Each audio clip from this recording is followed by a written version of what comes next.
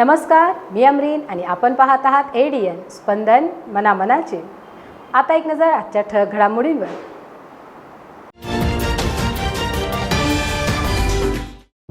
आता घाबरायचे कारण नाही, ऑक्सफर्डची कोवॅक्सिन लस तयार, कोरोनाचा होणार निपात। स्वाभिमानी शेतकरी संघटनेचे दूध दरासाठी राज्यभर आंदोलन, लाखो लिटर दूध रस्त्यावर फेकले।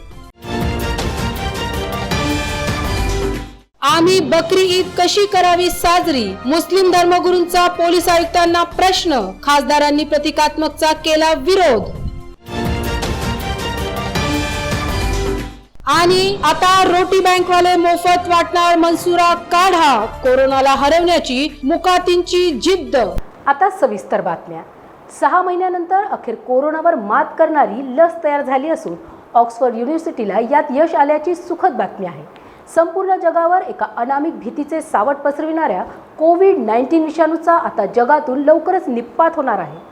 गेल्या जवळपास 6-7 महिन्यांपासून संपूर्ण जगात कोविड-19 या विषाणूने धुमाकूळ घातलेला आहे। याआधी अनेक साथींचे रोग आले, मात्र त्यामुळे एकाच वेळेस संपूर्ण जग ठप्प झाले नव्हते। कोरोनाने मात्र मार्च महिन्यापासून आज तागायत जगाला वेठीस धरले असून यावर विविध उपाययोजना करण्यात येत आहेत। त्यात क्वारंटाईन आणि लॉकडाऊनचा पर्याय अनेक देशांनी निवडला, मात्र लॉकडाऊन जास्त दिवस करता येणार नाही, कारण त्यामुळे इतर अनेक समस्या निर्माण होण्याची शक्यता जगभराचे विचारवंत व्यक्त करीत आहेत। क्वारंटाईन म्हणजे बाधितांच्या संपर्कात न येणे हाच सध्याचा एकमेव चांगला उपाय असून त्याचबरोबर रोगप्रतिकारक शक्ती वाढवणे आवश्यक आहे, कारण कोरोनावर अद्याप कुठलेच औषध किंवा प्रतिबंधक लस निघालेली नाही। मात्र आता एक सुखद बातमी असून ऑक्सफर्ड युनिव्हर्सिटीने संशोधित केलेली लस तयार झाली आहे। येत्या दीड महिन्यात ती उपलब्ध होईल अशी आशा व्यक्त केली जात आहे। कालच याबाबत एक महत्त्वपूर्ण रिपोर्ट आला असून या लसीचे 3ऱ्या टप्प्यातील परिणाम सकारात्मक आले असल्याचे लॅन्सेट या वैद्यक नियतकालिकात प्रसिद्ध करण्यात आले आहे। ऑक्सफर्डच्या कोवॅक्सिन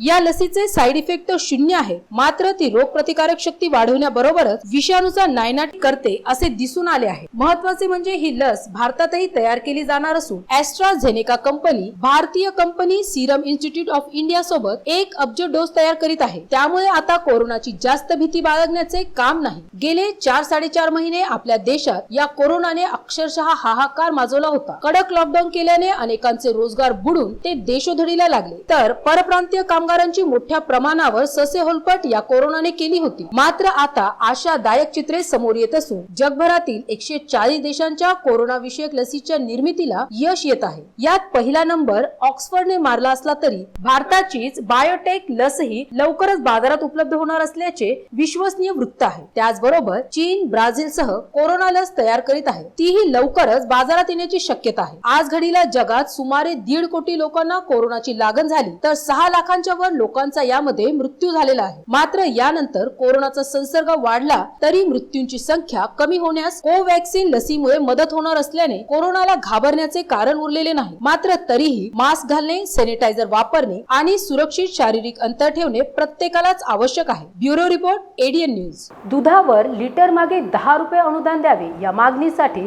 स्वाभिमानी शेतकरी संघटनेचे नेते राजू शेट्टी यांच्या नेतृत्वात आजपासून आंदोलन सुरू झाले आहे। पहिल्याच दिवशी दूध उत्पादक शेतकऱ्यांनी लाखो लिटर दूध रस्त्यावर ओतून दिले। काही ठिकाणी टँकरमधील दूधही फेकण्यात आले।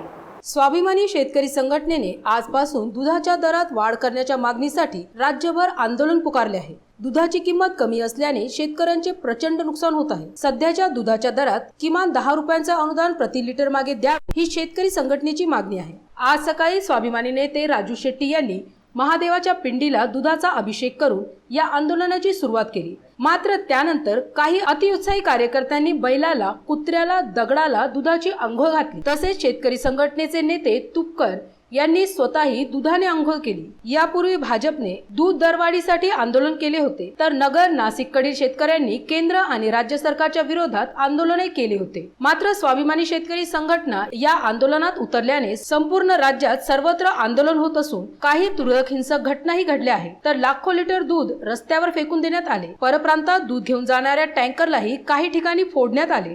कुर्बानीसाठी अत्यंत पवित्र असलेल्या बकरी ईदच्या संदर्भात आज पोलीस आयुक्त चिरंजीव प्रसाद यांनी एक बैठक बोलावली होती। यावेळी मुस्लिम धर्मगुरूंनी आम्ही ईद कशी साजरी करावी असा प्रश्न आयुक्तांना केला। रमजानसारखी ईद उल अझा घरात साजरी करता येत नाही। येणाऱ्या बकरी ईदची नमाज सार्वजनिक ठिकाणी प्रमुख ईदगाहमध्ये अदा करण्याची परवानगी देण्यात यावी अशी मागणी आज काही प्रमुख धर्मगुरूंनी पोलीस आयुक्त चिरंजीव प्रसाद यांच्याकडे केली। सकाळी आयुक्तालयात खासदार इम्तियाज जलील यांच्या उपस्थितीत एक महत्त्वाची बैठक झाली। यावेळी आयुक्तांनी सरकारच्या निर्देशांची माहिती दिली।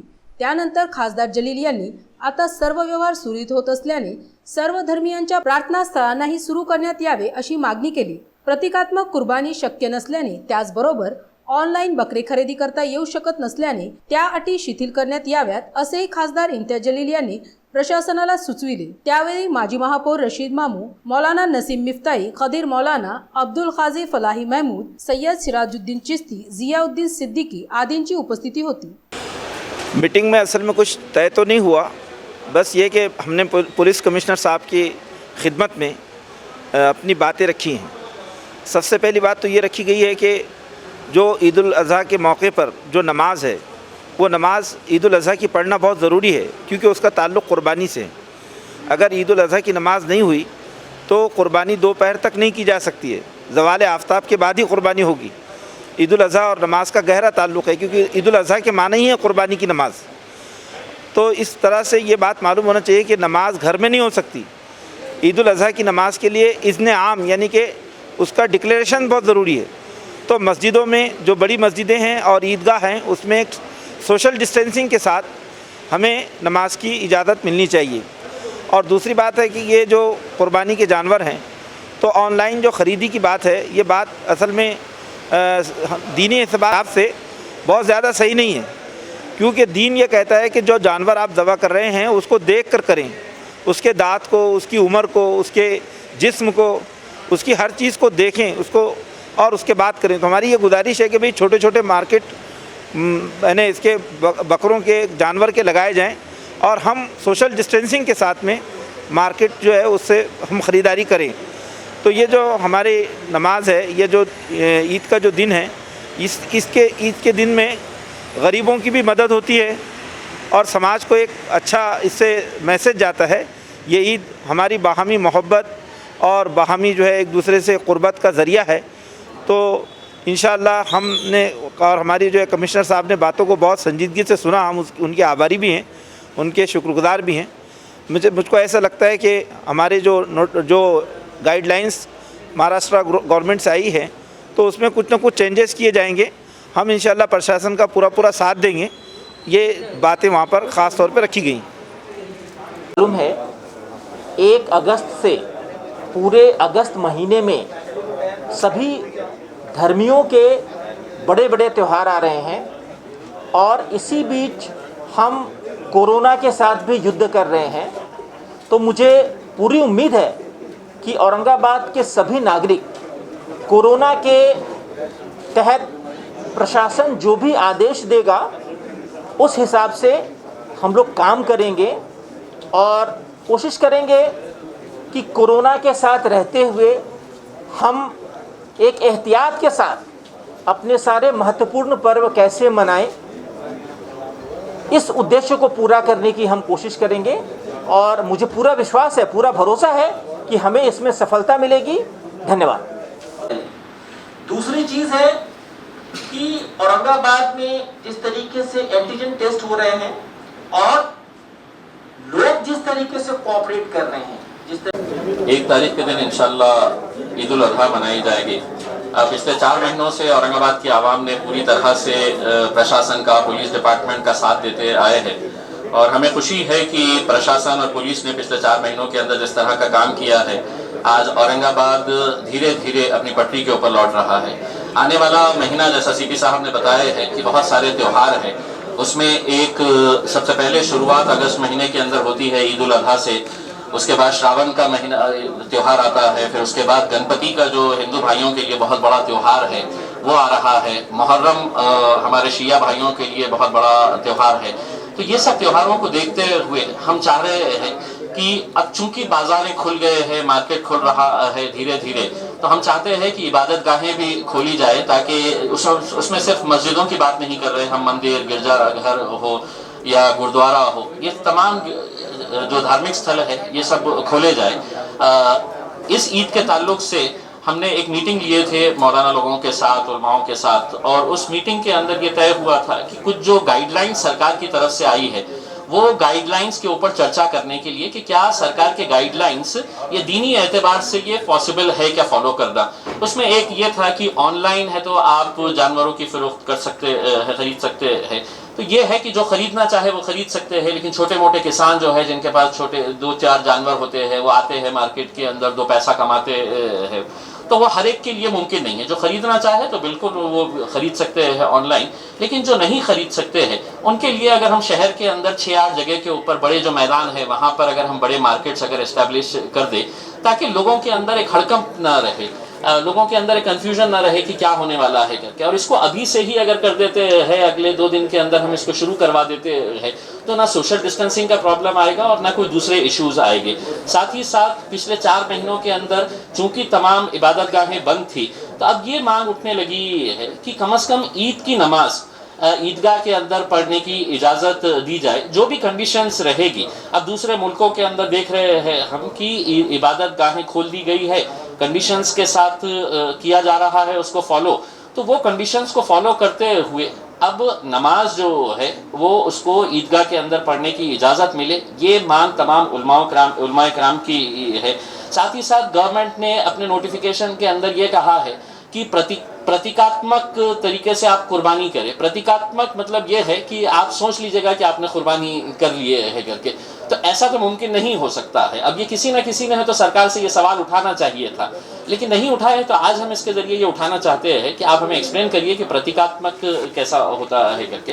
तो ये सब चीज़ें मुद्दे थे, उसके ऊपर चर्चा हुई, पुलिस डिपार्टमेंट ने पूरे तरीके से सुना है और हमें यकीन है कि पुलिस डिपार्टमेंट जो लोगों की भावना है उसको सरकार तक पहुँचाकर जिस तरीके से फेस्टिवल्स कई सालों से, कई सदियों से हम लोग मनाते आ रहे हैं, उसी तरह से अब ये दोबारा ज़िंदगी को शुरू की जाए है, यही अपील है। Thank you. रोटी बँक ट्रस्टच्या माध्यमातून गरिबांसाठी विविध उपक्रम राबविणाऱ्या युसुफ मुकाती यांनी आता मनसुरा काढा मोफत वाटण्याचे ठरविले आहे।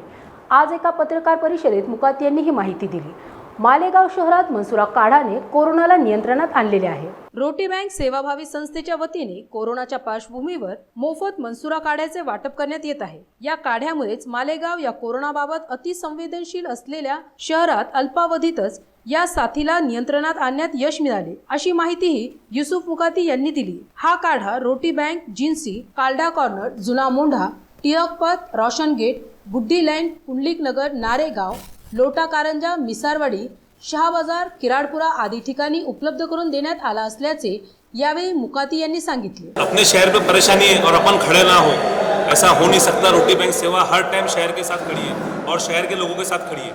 आज हम पूरे महाराष्ट्र के अंदर देख रहे हैं कि मालेगांव एक ऐसा शहर है जो 24 घंटे घूम रहा फिर रहा, खा रहा पी रहा, कोई बैंडिंग नहीं, कुछ नहीं, क्या नहीं, ना उनको लॉकडाउन का मालूमात है, ना उनको कर्फ्यू की मालूमात है, ना 144 की मालूमात है, और पूरे महाराष्ट्र के अंदर 1 नंबर पर मालेगांव इस चीज़ के अंदर मशहूर है। तो जो मालेगांव का जो मनसूरा काढ़ा है, जिन्होंने फॉर्मेट जो है तो ओपन करे हुए मनसूरे वालों ने कि भाई ये फार्मूले से आप घर में बनाइए, बाहर बनाइए और ये फार्मूला इस्तेमाल करिए।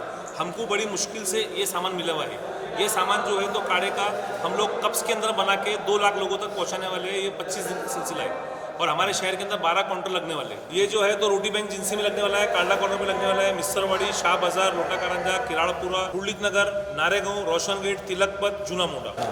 इस दवा से एक बात ये है कि ये दवा का जब आप इस्तेमाल करोगे 3 दिन तक, उसके बाद जो परहेजी रहेगी वो ख़ास तौर से मैं बता रहा हूँ कि दूध और दूध से बनी हुई चीज़ों का इस्तेमाल ना करें। ठंडा, खट्टा, इसका इस्तेमाल बंद कर दें और हो सके तो आगे तक के भी बंद रखें, जिसकी वजह से इसको सपोर्ट मिलेगा इस दवा को। और तेल, तली हुई चीज़, मिर्च, मसाला, नमक, इसका इस्तेमाल कम से कम करें और गुनगुना पानी, जिसको कोमट गर्म पानी बोला जाता है, उसका इस्तेमाल हर घर में होना चाहिए पीने के लिए। जी सर, अभी आपने इतनी बता दी तो एक चीज़ और बता दीजिए हमको कि इसको सेवन करने का तरीका कैसा है, ज़रा बता देंगे हमारे दर्शकों को तो पता चल जाए। सही बात यह है कि सुबह निहार पेट जो बोलते हैं, जिसको खाली पेट बोला जाता है, इसको वो टाइम पे सेवन करना चाहिए। 1 कप 50 से 60 ml उतना पीना है और उसके ऊपर ना कोई खाना पीना कुछ नहीं है। पानी अगर पीना है तो गर्म पानी पिए, अगर पानी की हाजत हो। कड़ू तो बहुत होता है लेकिन उसको बर्दाश्त करना है, तो दवा होती ही है कड़ू। बिल्कुल।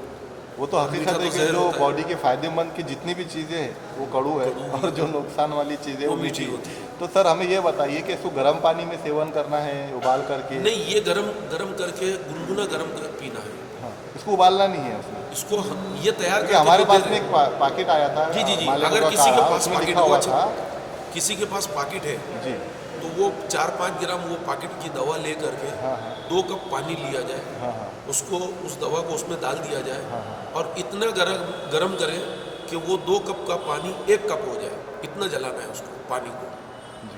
सर ये अगर परचेस करें तो इसकी कीमत कुछ ज़्यादा ही नज़र आ रही है, 60 रुपये 70 रुपये का एक पैकेट। एक्चुअल में ये इसकी कीमत जो है वो 30 रुपये होलसेल में कहीं मिल रही है और 40 रुपये इसका रिटेल कीमत रखी गई है मालेगांव में। अब अगर कोई लेकर आ रहा है और उसको 50-60 में बेच रहा है तो वो उसका अपना एक। ओके, शुक्रिया। जयसिंगपुरा बेगमपुरा येथील नागरिकांनी माजी नगरसेवक अफसर खान यांचा सत्कार केला।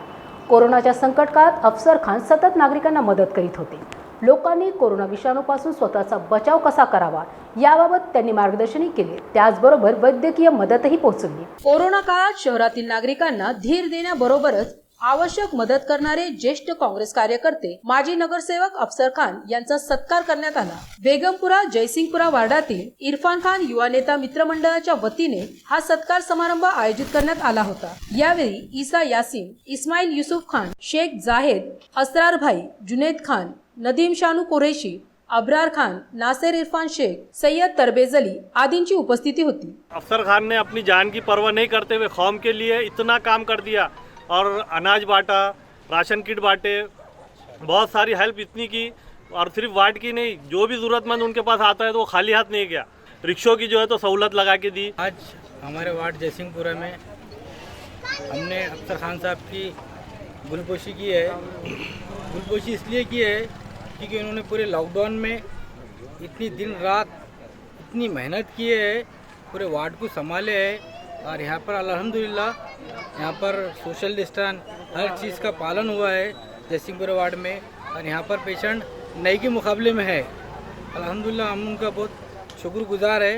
अस्सलाम वालेकुम भाई, ये एडीएन चैनल के माध्यम से जो है मैं एक समाज को एक अच्छी खुशखबरी सुनाना चाहता हूँ कि हमारे पीछे जो इतने बड़े कारपोरेटर हमारे महल्ले के खड़े हैं और इन्होंने इस लॉकडाउन में बहुत ही बेहतरीन काम किया है। हम इनके तहे दिल से सभी शुक्रगुजार। आज वार्ड नंबर जयसिंहपुरा 18 उसके हमारे युवा के नेता इरफान खान, अशरफ खान, हमारे दोस्त ईसा यासीन, इस्माइल और इनके सभी हमारे महल्ले के सभी नौजवान, जुन्नू, राहिल, नदीम, तमाम सब लोग आकर जो गुलपोशी की है उनका मैं सबका तहे दिल से शुक्रिया अदा करता हूँ। काम करते वक्त मैं ये नहीं सोचता हूँ कि अपना वार्ड है या अपने वार्ड के लोग हैं। मैं तो पूरे शहर में पिछले 20-25 साल से काम कर रहा हूँ और काम के ऊपर खरा उतरता हूँ, इसीलिए मुझे लोग अलग अलग वार्ड से चुनकर देते हैं और मैं भेदभाव नहीं करता हूँ। मैं समाज का काम 80% करता हूँ, राजकारण 20% करता हूँ। इसलिए मैं 25 साल से टिका हुआ हूँ आप लोगों के बीच में। शहर का 3 बार विरोधी पक्ष नेता बन के रह चुका हूँ।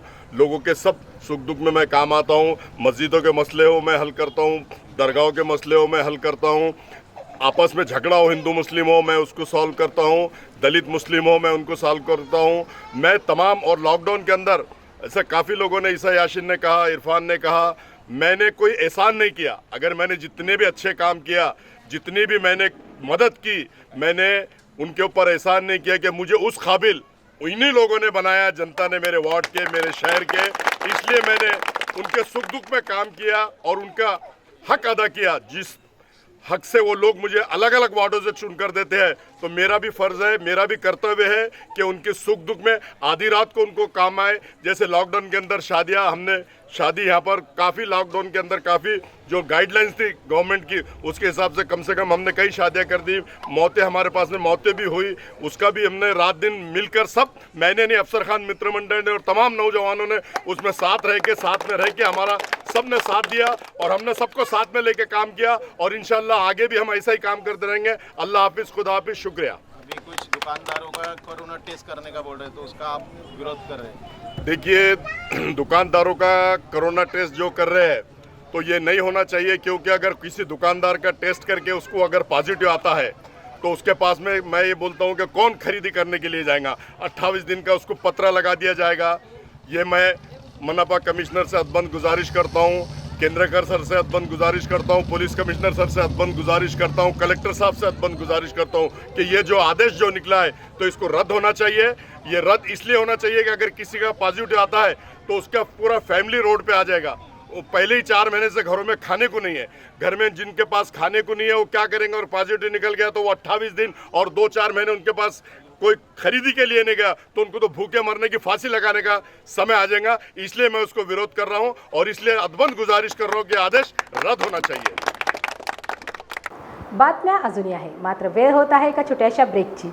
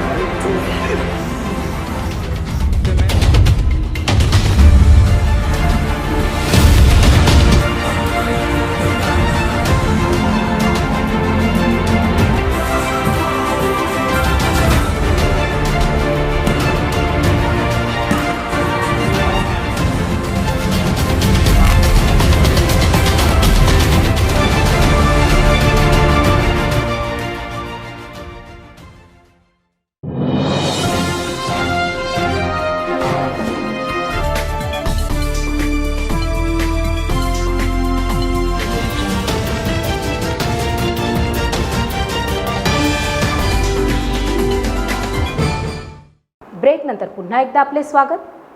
सूखे पेड़ से छाया मांगे, पत्थर दिल से माया मांगे असे श्रोत्यांना प्रश्नांकित करणारे शेर पेश करून एका अनोख्या अंदाजात गझल सादर करणारे शम्स जालनवी आज निस्तब्ध झाले। वयाच्या 97व्या वर्षी आज सकाळी त्यांनी अखेरचा श्वास घेतला। त्यांच्या निधनाने उर्दू शायरीवर आघात झाला आहे।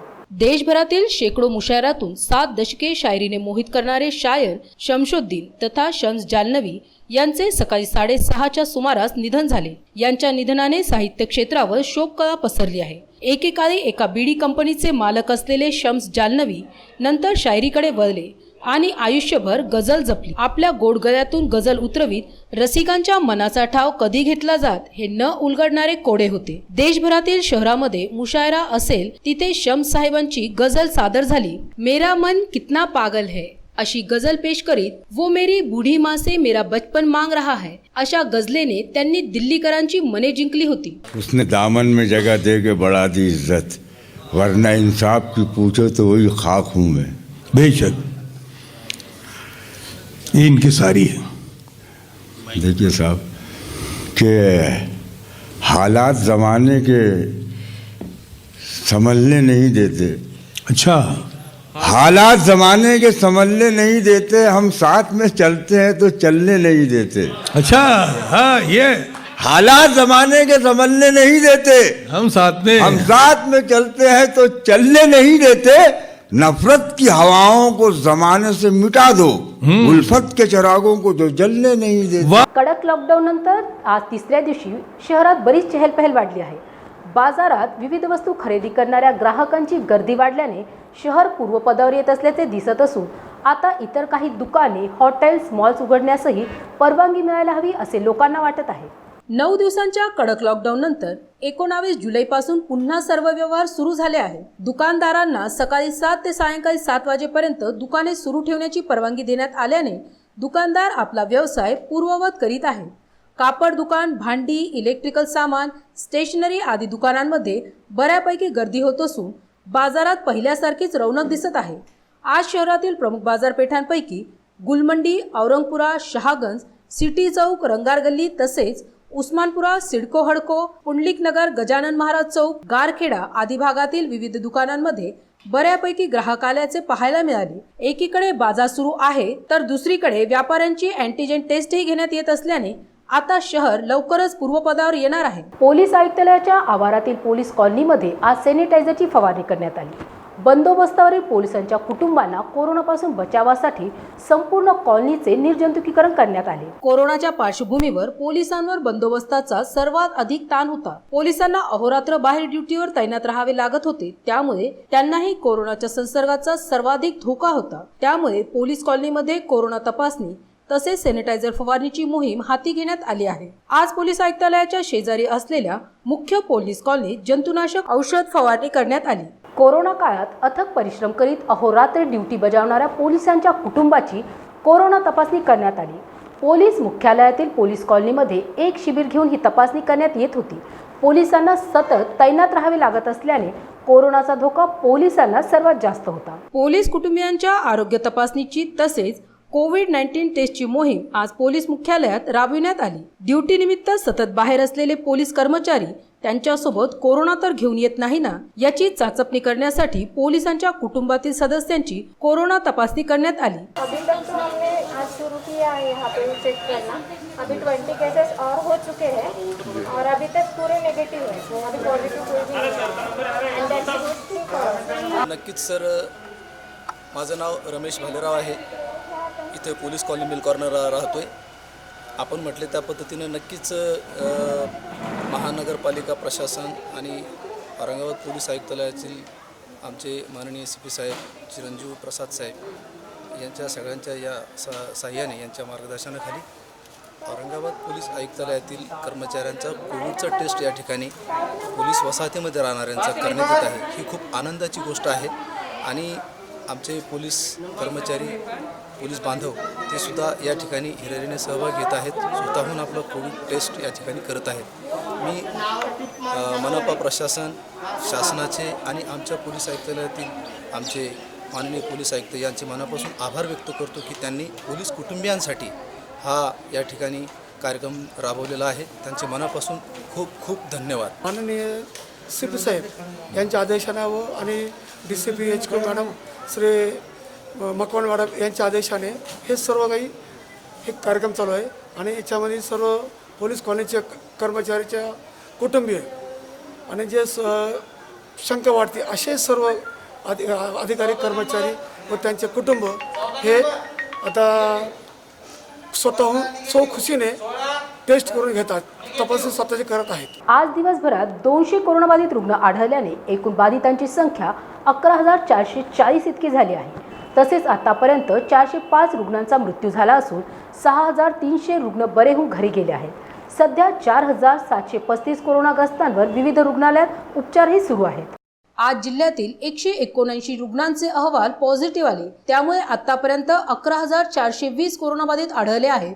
त्यापैकी 6,300 बरे होऊन घरी गेले आहेत, तर 400 जणांचा उपचारादरम्यान मृत्यू झाला आहे. तसेच 4,720 रुग्णांवर उपचार सुरू असल्याचे प्रशासनाने सांगितले आहे. आज आढळलेल्या रुग्णांचा तपशील पुढील प्रमाणे आहे. पडेगाव 2, घाटी परिसर 1, हडको 2, श्रेयसनगर उस्मानपुरा 2, नाथनगर 3, बालाजीनगर 1, रामनगर 1, गारखेडा 1, पदमपुरा 2, क्रांतीनगर 2, पैठण रोड 1, छावनी 8, बंसीलाल नगर 2, रोहिला गल्ली 1, Champa Chowk 1, national colony Delhi gate 1, N12 हडको येथील 3, जय भवानी नगर 16, अंगुरीबाग 10, बेगमपुरा 3, मुकुंदवाडी 6, सुरेवाडी 1, गुलमंडी 4 या भागातील कोरोनाबाधित आहेत. शेवटी पुन्हा एकदा आजच्या ठळक बातम्या. आता घाबरायचे कारण नाही. ऑक्सफर्डची कोवॅक्सिन लस तयार. कोरोनाचा होणार निपात. स्वाभिमानी शेतकरी संघटनेचे दूध दरासाठी राज्यभर आंदोलन. लाखो लिटर दूध रस्त्यावर फेकले.